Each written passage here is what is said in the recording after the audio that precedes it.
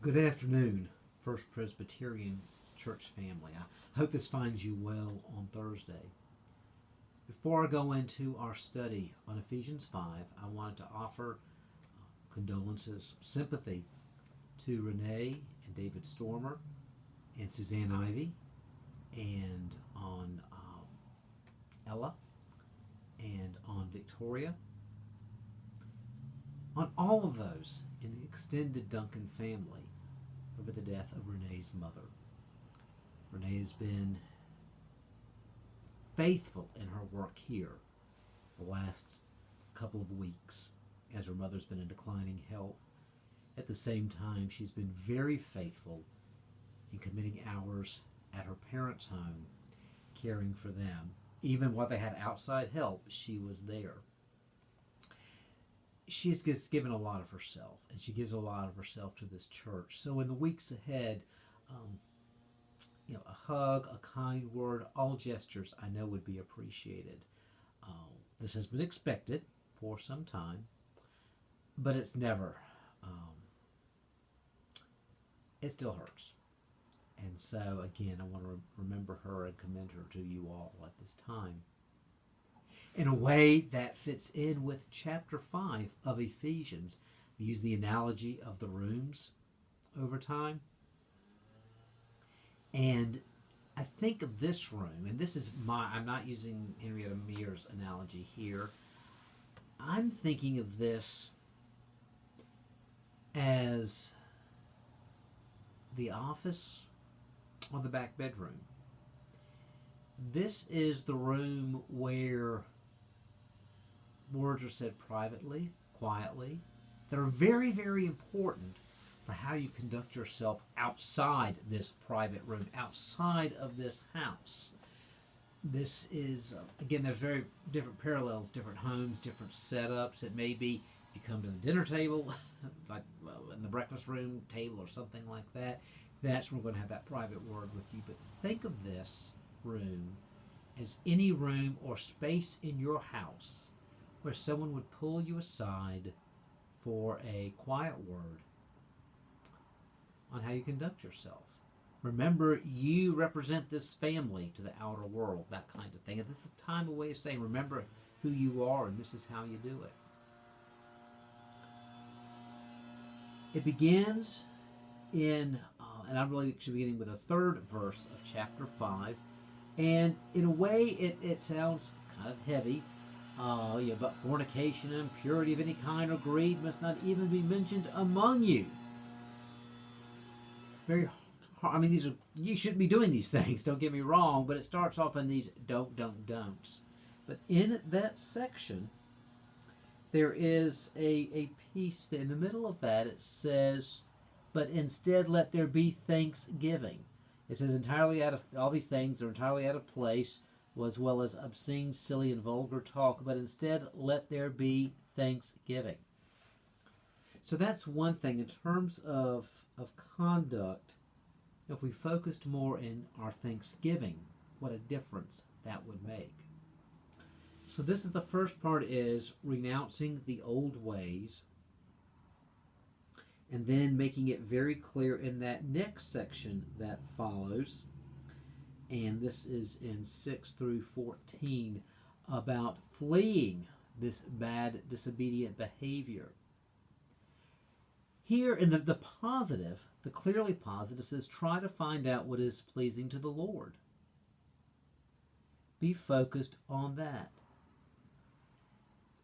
Expose things that are wrong and are shameful, but focus on what is good and right and true. Find out what is pleasing to the Lord. And this is in verses 9 and 10. I'm kind of going back and forth there. Focus on the positive and try to do what is pleasing.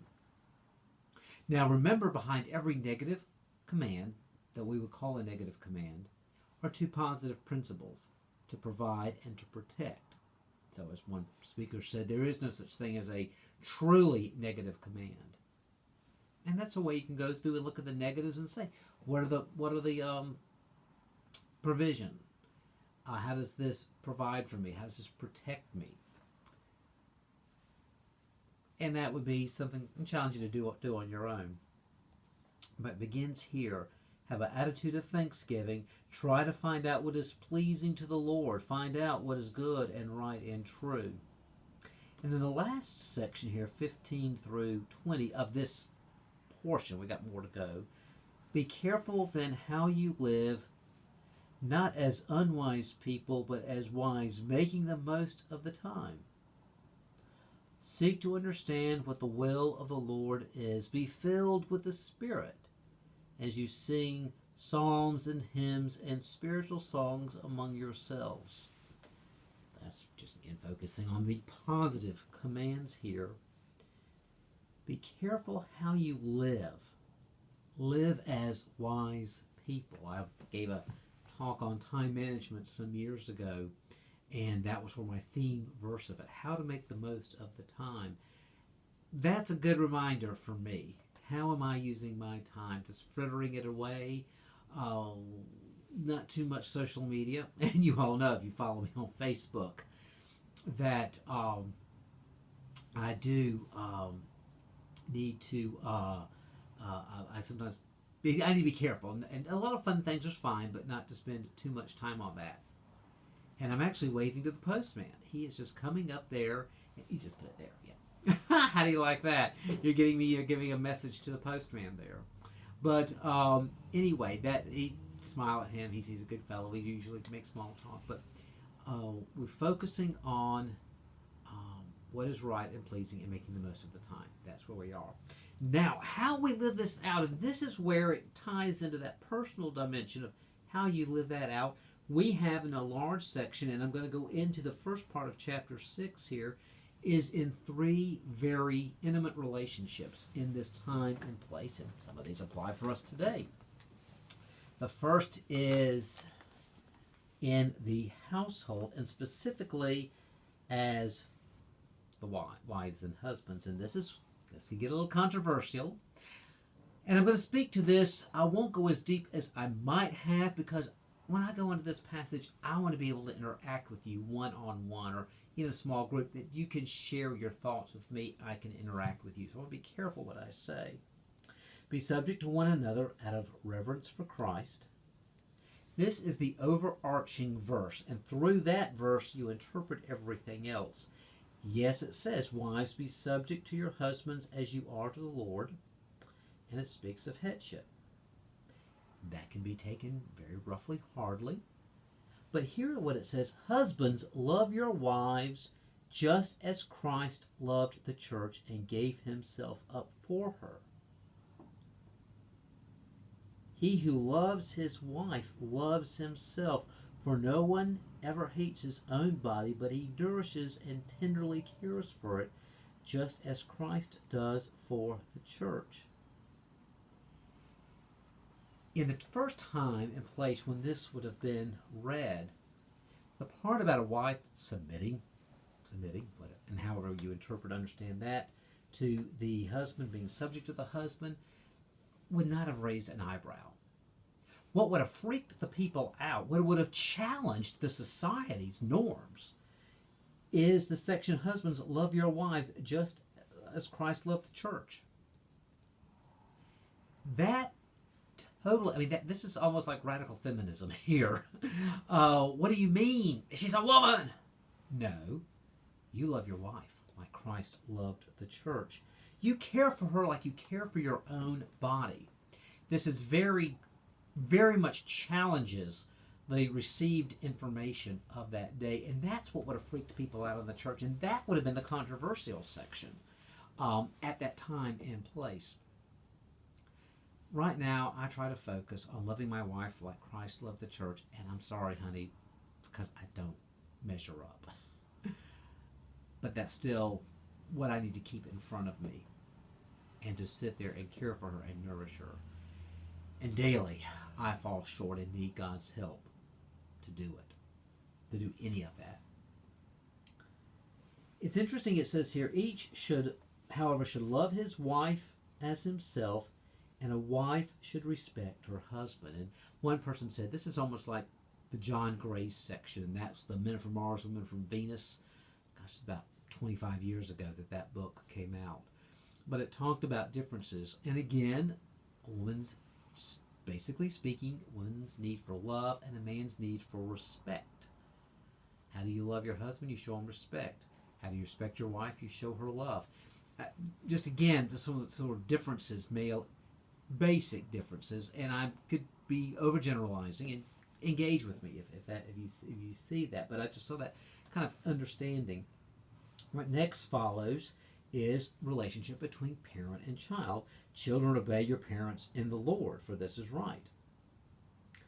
Honor your father and mother. This is the first commandment with a promise, so that it may be well with you and you may live as long on the earth. And that would not have stirred up anybody. Like, yeah, we pretty much get that. Well, here as follows, and this is interesting, where this is very gender specific. And fathers, do not provoke your children to anger, but bring them up in the discipline and instruction of the Lord. Do not provoke your children to anger. It's interesting. The guys get singled out for that, not the mothers, because typically, something about us guys, we can just push buttons with children. The amazing power that we have when we build up our children, how it can build them up. But when we provoke them, it just seems to be double. And that's one where I'm constantly going back to that and going, oh, Lord, I blew it. Lord Jesus, help me. With my own patience and my own. This is a verse that convicts me on a regular basis. And this is the one that would have challenged, because children are property. The father has the right to sell children into slavery if they need the extra cash. That is the verse that completely turns the worldview of that day upside down. Children, obeying your parents, pretty standard. Interesting, though, also that commandment, honoring father and mother, I believe was also directed towards more adult children for their parents. Once you're out on your own, that sense of obligation you have to watch out for your parents, to respect them and honor them in public.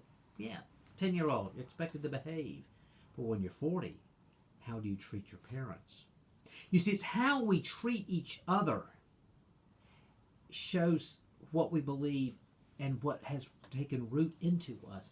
Think of the husband that lifts his wife up in public and at home versus those that seem to make a great show, even in public, of doing degrading things or just embarrassing, humiliating things. Think of how we regard our parents. So it's a word to me in both directions, with my children and how I conduct myself with my mother. Hope I do okay, Mama, because I know she's going to be watching this. Finally, we have slaves and masters. Again, slaves, obey your masters. This is a world where 1/3 of the population is slave. So slavery is considered completely normal and natural. This is a church situation where, if not a majority of the membership, would have been slaves. Different household slaves in cities and different responsibilities, and maybe have more freedom of movement than we might stereotypically think about slavery. But it could easily be that there's a slight majority slave or a significant minority. In these church settings, you could have elders, and there might be a place where the slave is an elder and the master is a church, is a church member. But there's not exactly a session, but imagine the session where the ones making the decisions for the church, you've got a slave up there. But this would have been normal. But to please, not only to obey your masters, but think of it as obeying the Lord. And masters, do the same to them. Stop threatening them, for you know that both of you have the same master in heaven, and with him there is no partiality. This is the verse that would have totally shaken up. Now today we get offended by the slave part. And I'm going to speak a little more to that. But the verse that would have totally freaked out the world in which they heard that is about masters, do the same to them. You've got a responsibility to your slaves. And don't threaten them. You have the same master in heaven. You will have to give account for how you treat them. That is the part that totally challenges and totally shakes up the status quo of that day. Several years ago, someone shared this verses with me. It as a way of encouraging me, actually in my workplace. This was pre-seminary. I was actually working fast food. It's another story where I worked fast food one summer. But said how you conduct yourself towards your employers. That in that sense, when any of us in a work relationship, how do we conduct ourselves as employees towards our employers, and as employers, that would be the slave master, toward those who work for us? How do we conduct ourselves toward those who are above us and those who are below us? A responsibility that we have to how we treated those around us. Now, again, you could be a good boss and you've got employees who will take advantage of you. This verse challenges them, saying, do not do that. And for those who are trying to take advantage of their employees, this verse is going to challenge you. This is how we work it out. And often talking about how we're relating to one another, we pull somebody aside. We go to that private room in the house. It might be the back bedroom. It might be the master bedroom. Have a conversation, a back bedroom, a corner, a side. That's the part of the house we're talking about. I end up talking a lot longer today than I thought I would about this chapter, so I better wrap it up.